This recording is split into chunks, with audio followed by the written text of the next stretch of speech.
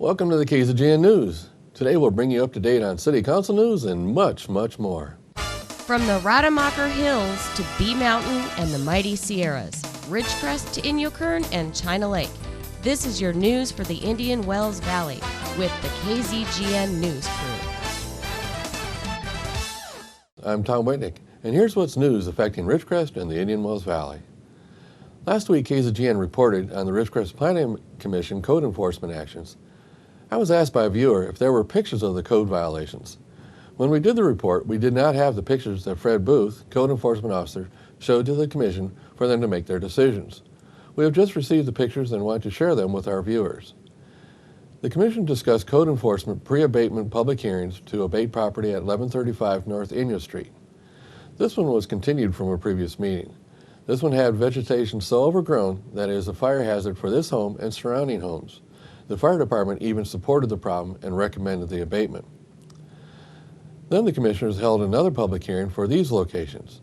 They wanted to abate property at 235 West Aline Street and property at 509 West Inyokern Road. The property at 235 West Aline has a huge sidewalk buckling that constitutes a hazard to pedestrian traffic. Most people don't know, but the Ridgecrest Municipal Code requires the property owners to maintain all sidewalks and driveways used for the flow of the public in a safe condition. It is not the city's responsibility for these repairs. A lot of people think it is the city's responsibility. Sidewalks must be maintained in a manner that the public can safely use without the hazard of falling. This includes keeping sidewalks clear of vegetation. Think about a wheelchair trying to use the sidewalk. And the third property was at 509 West Inyokern Road. This was a motel some time ago. It has been abandoned for some time. It is owned by out-of-area owners. It now is empty and an attractive place for homeless people to break in and live.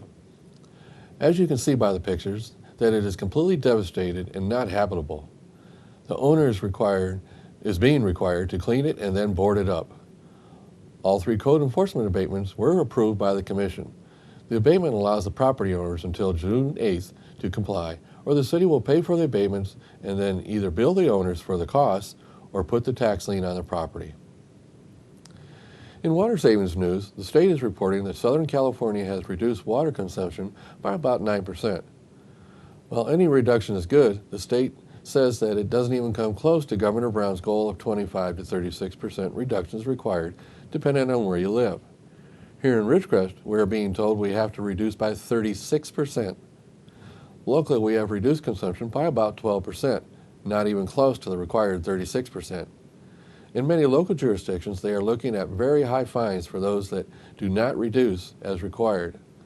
Some Southern California cities are talking about doubling and tripling water bills if reductions are not achieved. Water districts that do not achieve the required reductions face fines as high as $10,000 per day.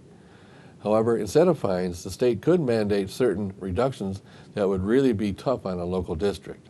In additional water district news, our local Indian Wells Valley Water District has been awarded the District of Distinction accreditation by the Special District Leadership Foundation. This accreditation is designed as a way for districts to highlight their prudent fiscal practices along with other areas of important effectively operate and covered in a special district. Districts that receive this award must undergo regular financial audits with no major deficiencies. In addition, all directors and management staff must receive training in governance and comply with AB 134 ethics training and AB 1825 harassment prevention training. A district cannot receive this accreditation without first earning a District Transparency Certificate of Excellence. The district earned that certificate in 2013. Now a news tip from KZGN received from Harry. California Political Review is reporting that Sacramento is about to launch a new attack on its ongoing war on drivers. California's 48-cent gas tax already ranks second out of 50 states. The feds take another 18 cents.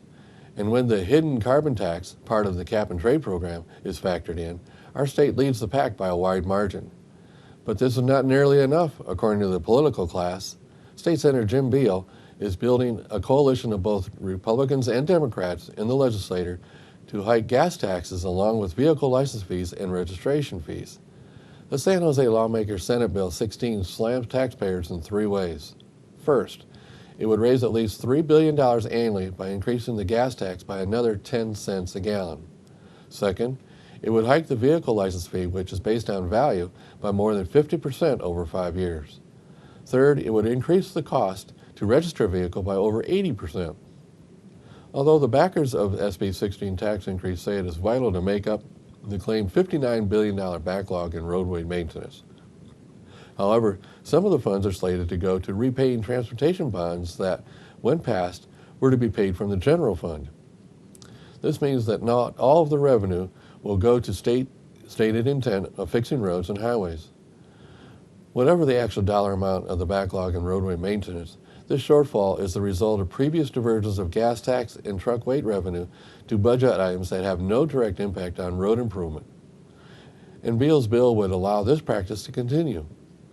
So this proposed, while Sacramento politicians and special interest insiders, including unions and construction companies, continue to push for billions of dollars of a new spending on a high-speed rail system that is not expected to be completed before 2029. They expect drivers, fed up with bumping along on crumbling roads and highways, to pay more.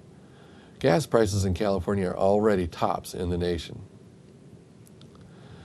Last Monday, we reported on a local company, Monarch UAV Systems, getting FAA approval for operations. KZGN-TV field reporter Tanya Pyle files this report with more details. Monarch Incorporated manufactures unmanned aircraft and develops commercial systems for agriculture, energy and land surveys industries. CEO Eileen Shibley said, "We use a combination of robotic aircraft, unique cameras, and advanced software to render detailed and measurable maps of land and objects below. We're in a good location in Ridgecrest, home of major aerospace milestones since 1940, Shibley said. The drones Monarch builds are carrying cameras, weigh all of about 15 pounds, and would sit on top of a table. We take the drone out to where we want to start the map. The computer draws a map, then where they fly 500 feet over the acreage with 2 different kinds of cameras. Pictures are taken every 3 seconds.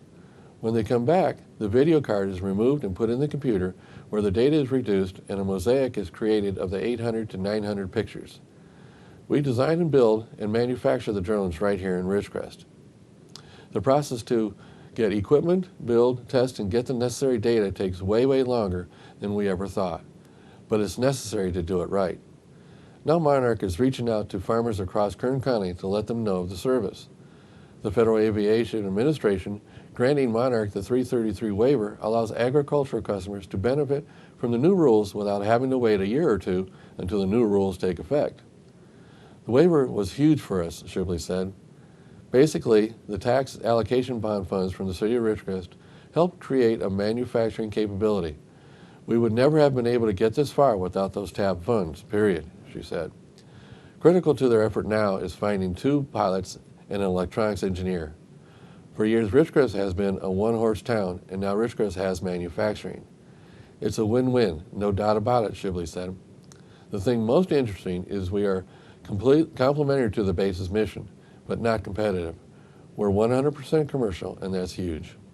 We'll be back with news out of the Ridgecrest Police Department when we come back.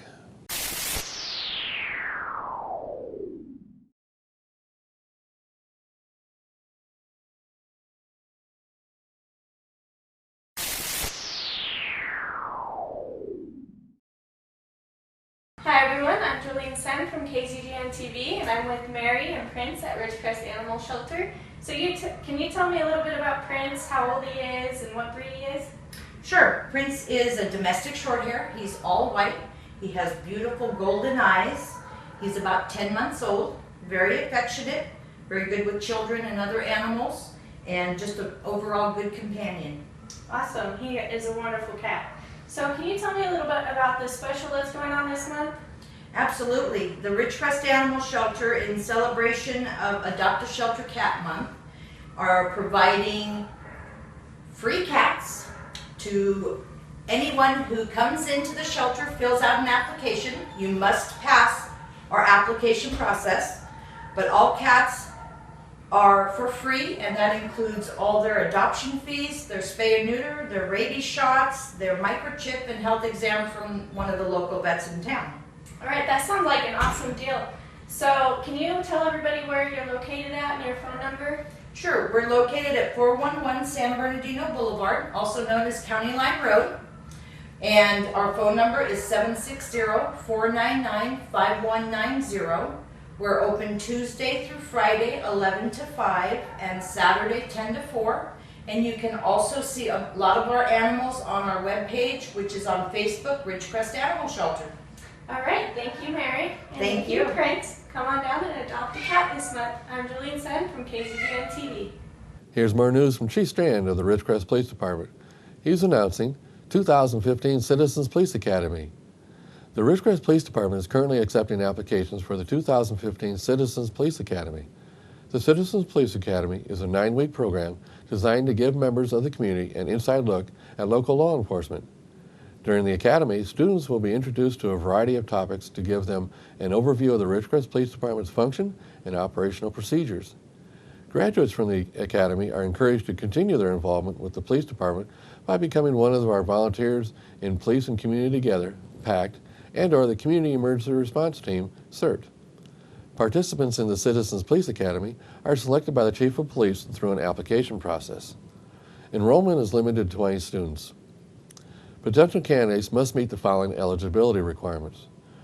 They must be a minimum of 18 years of age, must live or work in the Indian Wells Valley, must have no felony convictions, and must have had no serious misdemeanor convictions in the last 5 years. The Citizens Police Academy application and information are available at the Ridgecrest Police Department, 100 West California Avenue, Monday through Friday, 10 a.m. to 5 p.m. You can also email Sergeant Ryan Maroney for an application. Applications will be accepted until Friday, June 26, 2015. Classes begin on Thursday, August 6th, and go from 6:30 p.m. to 8:30 p.m. Graduation from the Academy will be held October 1st. The Citizens Police Academy is a great way to learn about your community, meet people, and get to know the men and women of your police department. To learn more about the Academy, please leave a message for Sergeant Ryan Maroney, Ridgecrest Police Department, at 760-499-5143, or email him at rmaroney@ridgecrest-ca.gov.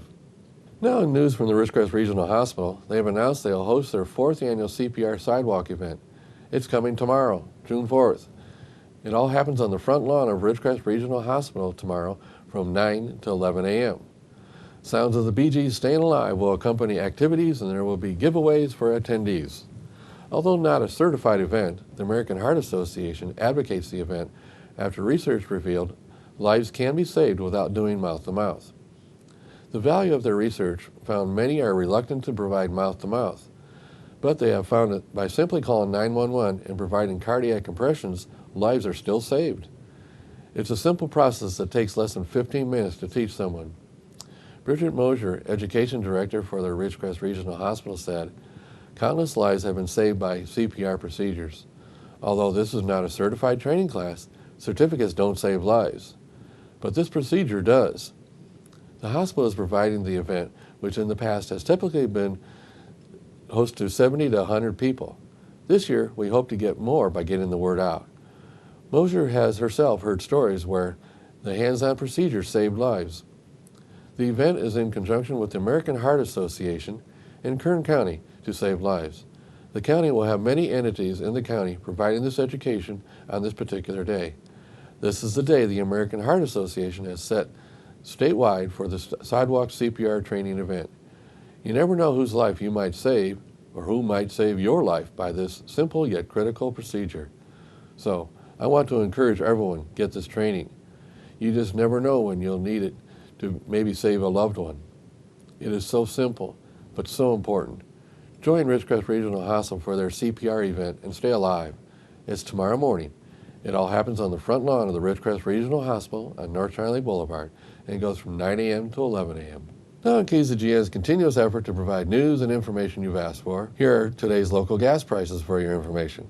Prices locally and abroad have gone down slightly, which is good news. As of this morning, Ridgecrest has not changed since Monday's report. Ridgecrest is ranging from $3.48 to $4.29. Lancaster is going from $3.55 to $3.99. The LA Valley area is $3.59 to $3.85, and the Bishop area $3.71 to $3.83. Ridgecrest is still the cheapest price compared to all other areas we monitor. Tune in with us Mondays, Wednesdays, and Fridays for updates. We at KZGN always suggest you shop locally and fill up here to support our local economy. Remember, when you're paying sales tax out of town, you are helping those cities pave their streets instead of here. Stay tuned for weather and sports after the break.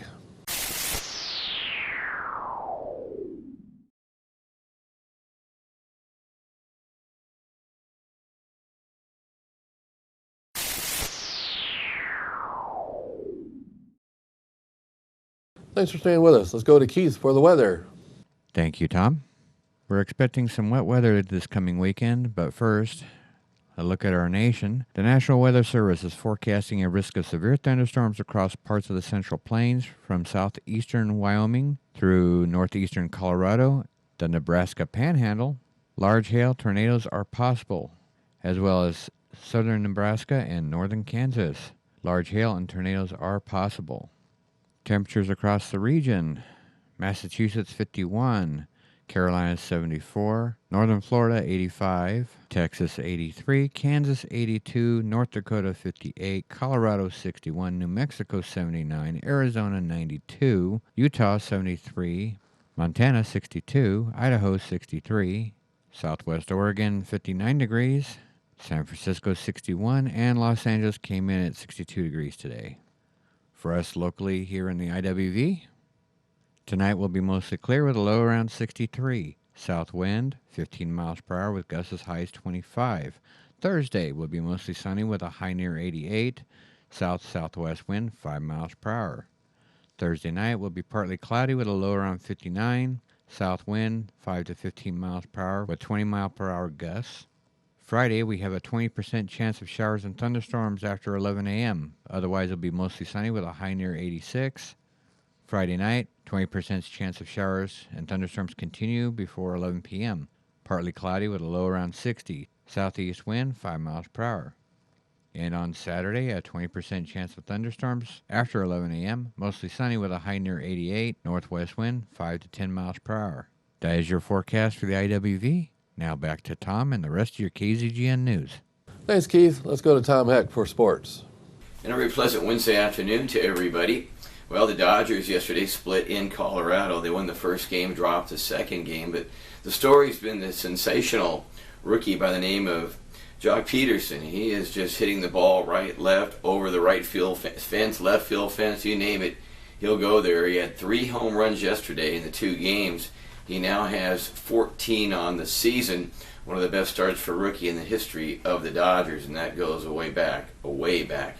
Angels, their 5-game winning streak snapped last night. They lost to Tampa Bay by a score of 6-1. Tampa Bay pitching combined for 16 strikeouts. San Francisco, after a 2-game losing streak, defeats Pittsburgh last night in the Bay Area. Oakland over Detroit. Oakland playing much better. Detroit playing much, much worse. The Tigers now have lost 7 straight games. Miami beat the Cubs last night in Miami. They're starting to play a little bit better. The Rangers, boy, the Rangers are good. I don't know where they picked up all these young kids, but they now are creeping up right on the Angels and Houston in the standings in the West. The Rangers beat the White Sox yesterday 15-3 in Arlington. All right, the Phillies beat the Reds 5-4.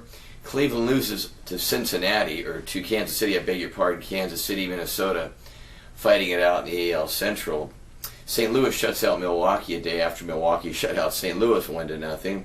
Arizona defeats Atlanta in Phoenix. Mark Trumbo home run in that game, former Angel. The Mets over San Diego, and the Yankees defeat Seattle. Seattle really playing much below what most people thought they would be able to do this year. They spent an awful lot of money on some folks, and it's just not working out yet, but it's early. All right, the Angels now, with a loss, are now 5 games behind the Astros for first place in the West. We'll put the standings up tomorrow for you and talk about those a little bit. All right, College World Series for women's softball. Michigan defeats Florida 1-0. The series now 1 game apiece. With a championship game, it's the best of 3 tonight in Oklahoma City. Now, Game 2 winners, which last night was Michigan, have won 100% of the time when it went to a 3-game series. So wait and see what happens there. All right, in the NHL, the Lightning will battle the Blackhawks starting tonight. First game down in Florida. Now the Hawks got there. They won in 7 games over the Ducks, and 7 games it took also for the Lightning to defeat the Rangers. NBA back tomorrow. They'll start their best of 7. That game 1 is in Oakland, and it appears that the Warriors are pretty healthy. They've had a few bumps, a few injuries like Cleveland has, but as of right now, both rosters should be just about at 100%. Kevin Love, the only player who cannot play, who was declared out back at the second game of the playoffs, former UCLA Bruin, Kevin Love said yesterday that he will play next year in Cleveland no matter what. So good news for Cleveland Cavalier fan. Folks, that's your sports for this Wednesday. I'm Tom Heck for KZGN. And just as a reminder, if you're watching the news with me here, you have time to make tonight's council meeting. Their meeting starts at 6 o'clock. And if you're not going to the council meeting, stay with us for Ridgecrest Talk coming up right after this newscast. So that's the news for today. All of us at KZGN-TV know you have a choice in what you watch for your news.